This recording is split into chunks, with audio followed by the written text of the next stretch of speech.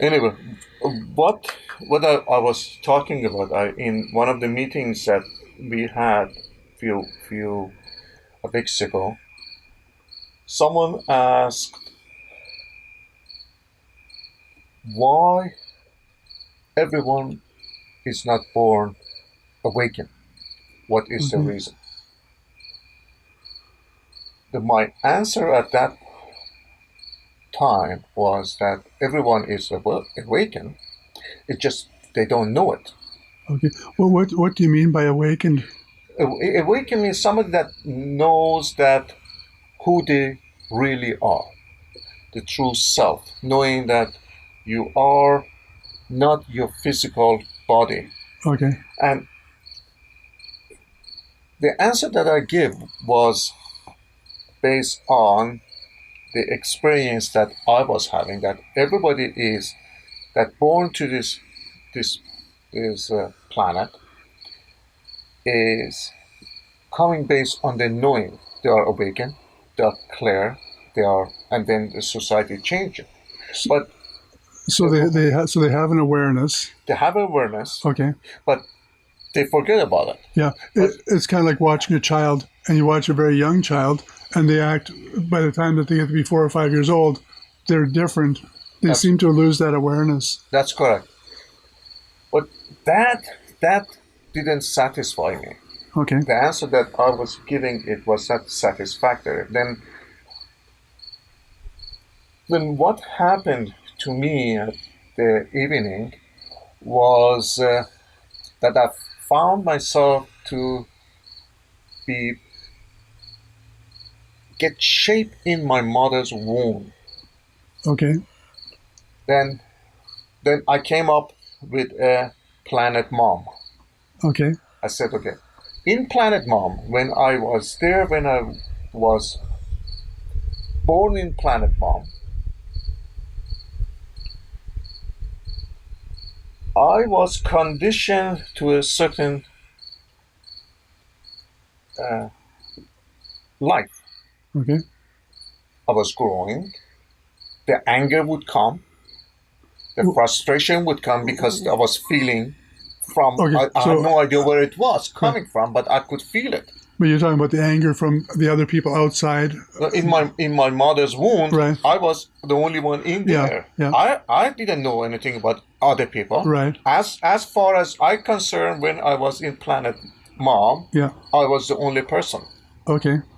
Okay. Therefore, all I was used to is to be alone. Okay. But the sensation that I was receiving, not knowing exactly where it was coming, it was right now I know that would have been from my mother, Right. the anger from my mother, but I was conditioned with the feeling that I was receiving. Of being alone. I was all alone, but I Yeah. was having those sensations. Yeah. Now, why did I have that sensation? I didn't care. All I had it was the acceptance of what the situation was because I couldn't do anything. Right. I was growing. Yeah. The planet was getting smaller, and I Okay. had no room to move. I was confined in the space which I was not free in Planet Mom. I was conditioned Yeah. to accept certain things, but all I had in my power Yeah. was the acceptance. Yeah. I So you had. accept everything. So you had limitations, and you had the acceptance of limitations. That's correct. Okay. I was limited on that planet, Yeah. Yeah. and then I said, you know what? I'm there. Yeah. There's nothing I can do about it. This is the situation, and I have to deal with it. Yeah. Now, when this physical body was ready to come to a planet Earth, Mm-hmm. first I had to be taken away from Planet Mom Yeah. to come to this planet, which is far bigger, and I'm not used to the atmosphere. Right. I am not. Instantly, I am fighting and I'm crying and I'm having this agreement with this situation. Yeah. That's the first thing I learned. Is the acceptance. I accepted what it was, Yeah. but that time I could say something about it by crying. Right. That is the first disagreement that I learned. Okay. Once I came to this planet, I said, okay, I'm going to cry. Mm-hmm. And that is something that's taken away. But eventually, the child accepts everything. But they are acceptance of the mother love. They're used to it. They get attached. They want to be as close as to their mom bosom. But we teach our kids not to accept, to reject, to conflict. Okay, so how does that start? It is by the way we do teach our children, because we do not accept anything. Now, if you and I constantly rejecting everything that happens in our life. So what you're saying is that the adults, having been conditioned to not accept things, are now the baby on planet Earth is now starting to observe and see, and so now we're learning from what we're seeing, and we're accepting the non-acceptance. That's correct. Okay. We are teaching our children not to accept what they have, because we are not accepting it. We are not accepting the pain and the suffering. We are not accepting the condition that our life is in. We are not accepting the. We arrived with the ability to accept. But then we very quickly lost that ability. To accept. Okay. Now, those people that continue. Yeah. That acceptance that they were in the planet mom. Yeah. And continue the same acceptance with the same mentality and the same understanding. Yeah.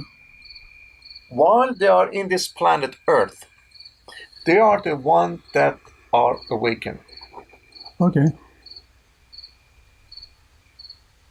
Okay, so how is it that some people would remain in the acceptance and other people wouldn't?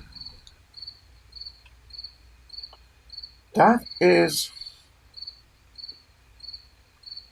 something that I looked in myself deeply, because I always been acceptance of every situation that I was in. Okay, yeah. Can you give me an example of that? Example of the acceptance that I had? Yeah. So, I'll give you an example of just my son, born physically handicapped. Once he was born, I accepted instantly. I never questioned why me. Right. And I said, why not me? Right. It means that I accept every possibility of going through the pain and suffering and the hard work that I need to go through in order for my son to survive. Right. I accept the situation. Yeah. I didn't fight it. Right. The other acceptance was that I chose that if I lost everything that few times in my life, financially, I accepted the situation as it was. I know we've known each other for a few years, and I've seen that. And it amazed me at first that to be in such a good shape, and then to have that change so drastically, and yet I couldn't tell. Like if I didn't know that I would have never known that I wouldn't have known from the way you acted that anything had changed. Mm-hmm. So I see what you mean with the acceptance. Like what you did was you retained the same level of comfort and peace within yourself, whether you had that substantial livelihood or not. Yeah, yeah, I think that is what is missing in people's life. hmm It's not that I like to be in this situation. yeah. Like to be without whatever. Like Without if you want a money or job or yes, whatever, right? Yeah, but I accept it. yeah, yeah, There's nothing I can do about yeah. it. But how does fear play into that? Because one of the things, so you have a livelihood, and then all of a sudden this is taken away, and now you have. So you have. So how does the non-acceptance and the fear tie together? Fear comes when you are comparing your today's experience with the experience that you have had in the past. Okay. And since I accepted the situation in the past, I do not have any reference to compare the situation today. Therefore, I have no fear. I've already accepted what the situation was in the past and I had Right. no fear about it. Yeah. Therefore, I cannot go and in the past and say, oh, the same thing happened to me Yeah. in the past. Therefore, I'm Right. going to be fearful of it to be repeated again.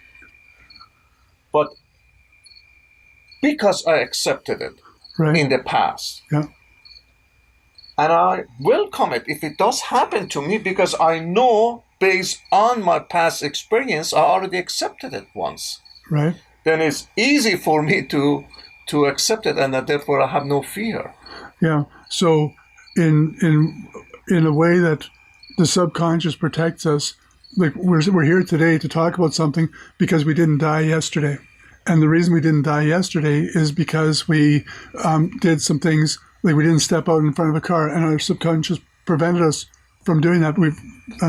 So when, as you said, when we came to planet Earth from planet Mom, and we started to be unable to accept things, then we started to create a series of non-acceptance, and that non-acceptance comes back to haunt us now. If it had been acceptance that we've stored away, then it would be acceptance that comes back to haunt us, which wouldn't be any problem. The acceptance would not haunt you. The acceptance would give you an opportunity to sell through with it. I mean that in a very facetious way. Yes. Is that we get, when we've got fears, and then so another occurrence, similar type of action happens, and then if what we've got stored away is fear, then that fear comes to haunt us again. And every time another situation comes and we go back to, oh my God, this is going to be terrible. But when we've got acceptance, when we don't have fear to go back to, we've only got acceptance. Not only when we have the benefit of acceptance to go back to, then so what happens for a person when they have only fear to go back to? So how can you rewrite the disc so that you have acceptance as your backdrop? No, we have to ask ourselves why do you have fear to go to? But fear is a feeling. It's not something. Yeah. It's not something that you can go to. It's a feeling that you have about certain situation. If I stand on the edge of a riverbank and I fall in, every time when I go back to standing on the edge of a riverbank, then the feeling that's going to come back to me is the falling in.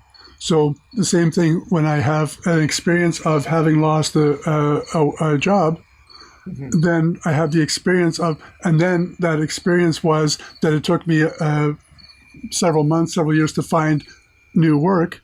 Then, and I have a lot of what I've created as being horrible experiences.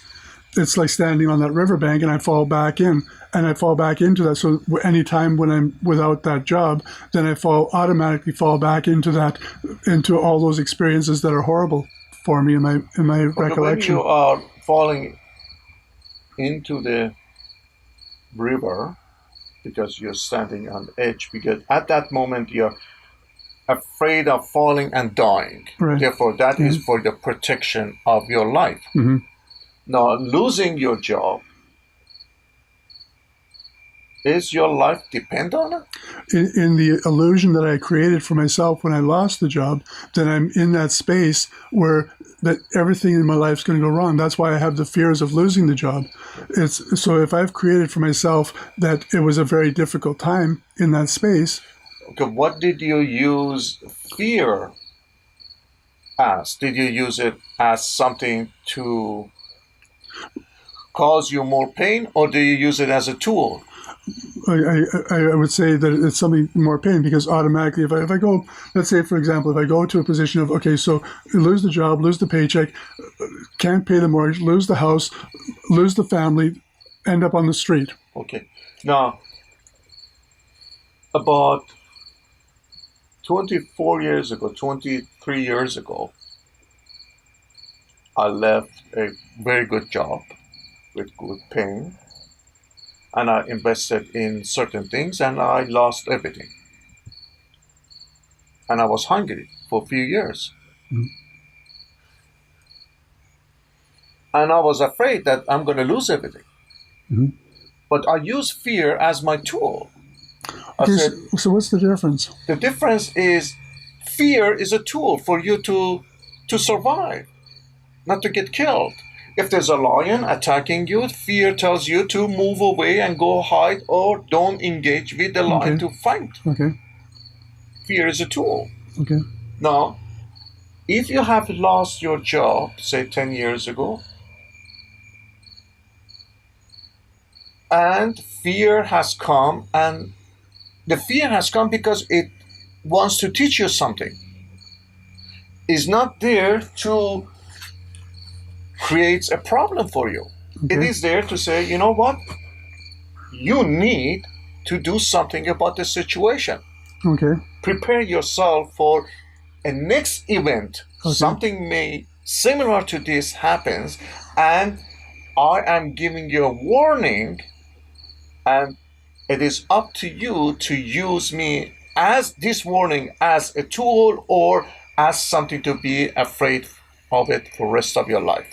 That's a choice you make. Okay. Now, I lost my job. Then I said, I have already have a certain degrees. I have everything else. But what am I missing in this? Okay, I need to get my electrician license and get my master electrician license. Then the fear taught me that in order for you to not to repeat the same mistakes, do this. Right. Then I said, okay. Yeah. And you have known me for so many years. Every time that I lose my contract ends, Yeah. what do I use? My electrician license. Yeah. And I have the job very quickly. Right. I go back into what the fear taught me that time. Yeah.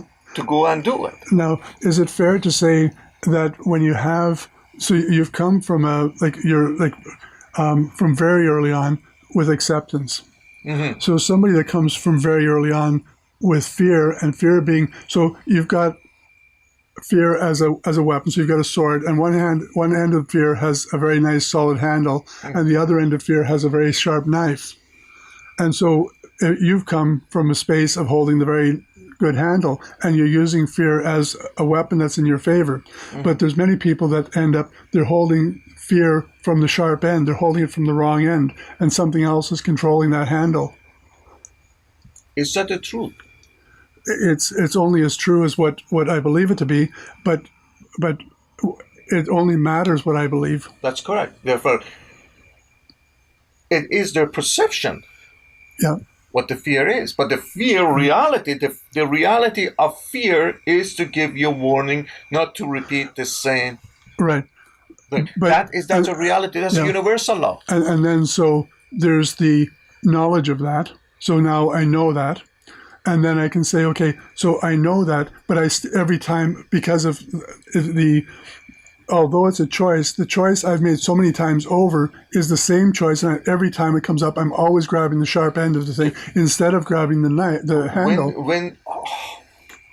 When the fear comes,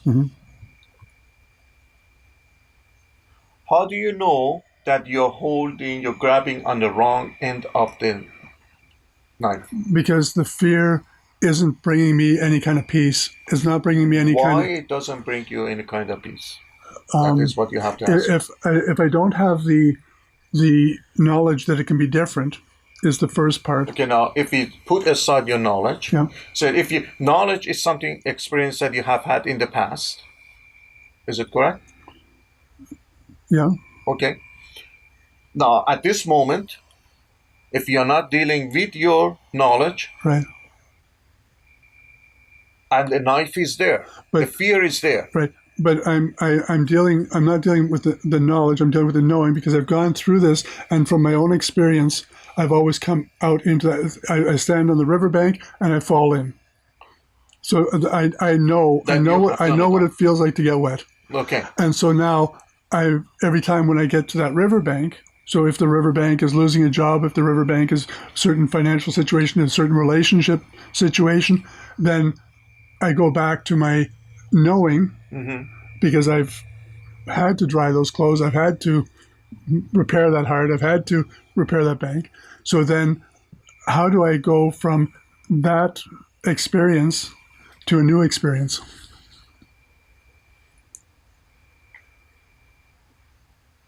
No, you said that every time that you fall into the water, the riverbank, you're comparing it with your old knowing. Right. Yeah. Okay, now let's erase all the knowing. Yeah, but that's the question: is how do you do that? How do you erase the knowing?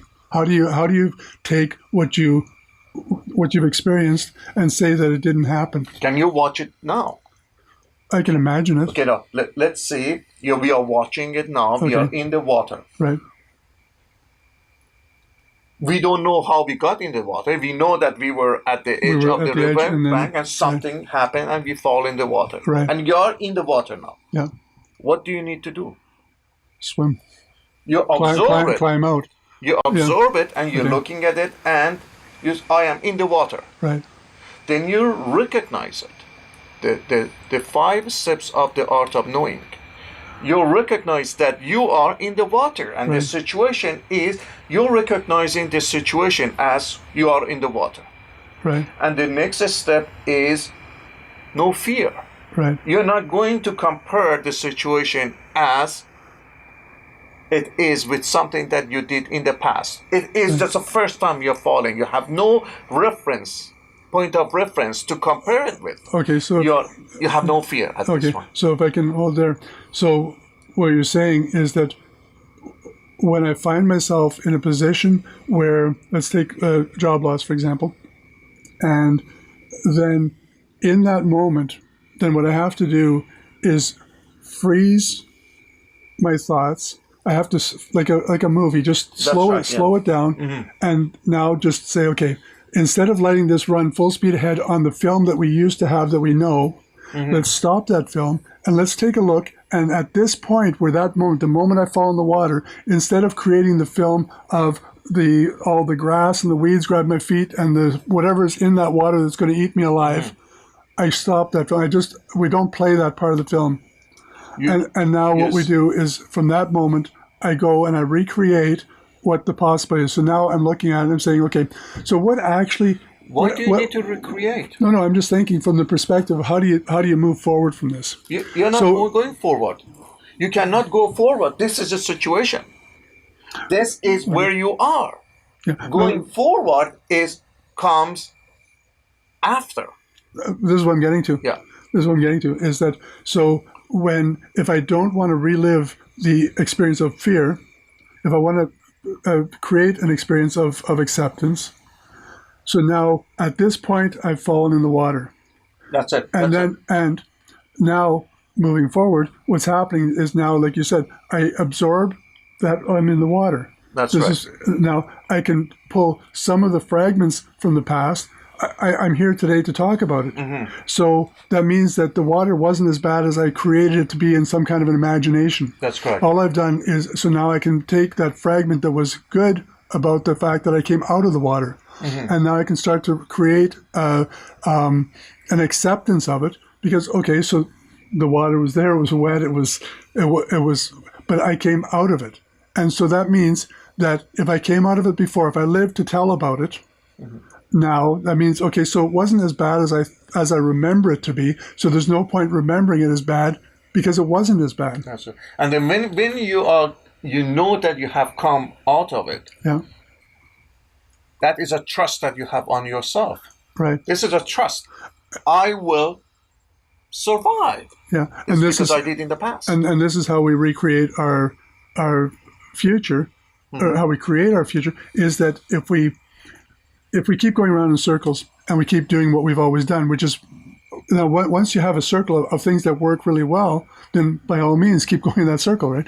But if the circle is fear, fall in the water, fear, fall in the water, then it's not. Then we want to escape that circle, That's right, yeah. and then we want to create a new circle that's more useful. And once we've escaped that original circle, then now we have the opportunity to have a whole new life experience. Right?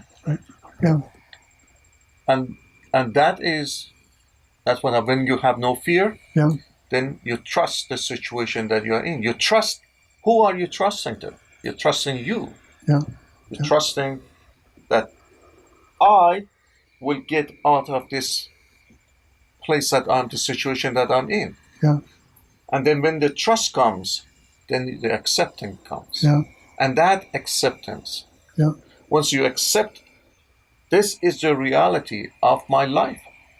I have already lost my job. Yeah.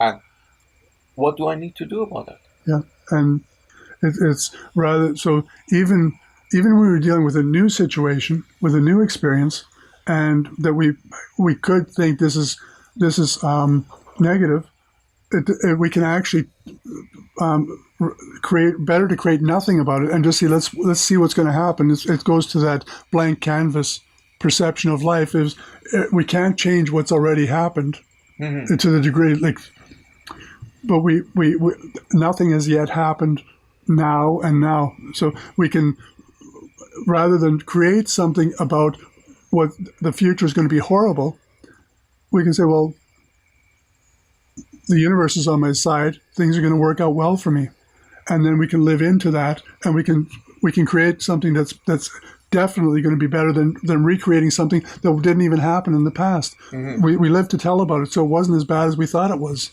Yes. Yeah. I think this is where people really get value out of the workshops. Is that, like last week, when you see how people go from where they were to getting that realization and then coming full circle to be able to move ahead, and then I like that you hear from them a week later about how that experience changed their life, and in such a simple, like a half day or a day, how that comes about. It's well, I think that the way that people enjoy from the workshop, because we put them in a place of experiencing it at that moment. Yeah. We do not let them to just walk away by giving them book to read or find the answer. Yeah. We force them in any situation that you are in, you have to I think fall into the water. Yeah. And start. I think force is probably a hard word for that. It's not a, I think it's more, in some ways I see it more as holding hands, as that a guidance into that you can go back. Right, you can go back into some situation, and come to realize that when we were alone in that situation, or when we felt we were alone, that there was no value, or there was difficulties that were unsurmountable. But when we realized that there's more perspective to it than what we originally gave it, then we came to realize that not only was it a dark sky, but the dark sky had many stars. There was more to that picture than what we allowed. I think it's not that what we do something for them, it is what they do for themselves. Yeah. They are being they are experiencing everything themselves, Yeah. and it all we do is just asking the questions. Yeah. And the question, and we ask a question that the answer is within the question. A good question is the one that it answers the question, because the Yeah. question itself is the answer, and that is what we Yeah. do when we are in the Yeah. workshop. That's what I find often is that when, like, a lot of the ones I answer, like in the written form, and when I read the question, it's most often it's what I like to provide as the answer is if you reread your question, you'll see the answer. That's correct. But what happens with that, and that's why the workshops are good, because it's when at first, when you're not familiar with how to do that, then it's just like, what are you talking about? Like if I knew the answer, I would. But then once people start to go through and they see that, and you watch somebody else have that experience, or you come up with yourself and have the experience, then you start to look at it and say, okay, it was right there in front of me. Why didn't I see it? And you come away from the workshop like that with that new experience. Yeah, yeah, absolutely. Pharaoh, I absolutely enjoy the conversation. Thank you. We have to do that more often. Yes, we have to. Yeah. We need to talk more, and it is helpful for ourselves, because All it the is time, just all the time. Yeah, we get to see the truth every time that we talk. yeah, Yeah. yeah. That's one of the things I find with coaching is that when every time when I'm looking at somebody else's situation and then I'm talking to them, asking questions so that they can come to their answer. It's volunteering is the same thing. Anytime I've ever volunteered for anything, and I thought, oh, I'm going to help some people do something, I always came away with way more myself than what I ever. And I didn't anticipate anything, didn't want anything, never expected anything. But it's how that works, right? You help people, and it like how you described it with energy, is when you freely give, and it's your energy going out, but the universe looks that energy comes back, and there's nothing to do for me to cause that. It's all I have to do is I give freely. It's a gift, yes. And yeah. Thank you. Thank you.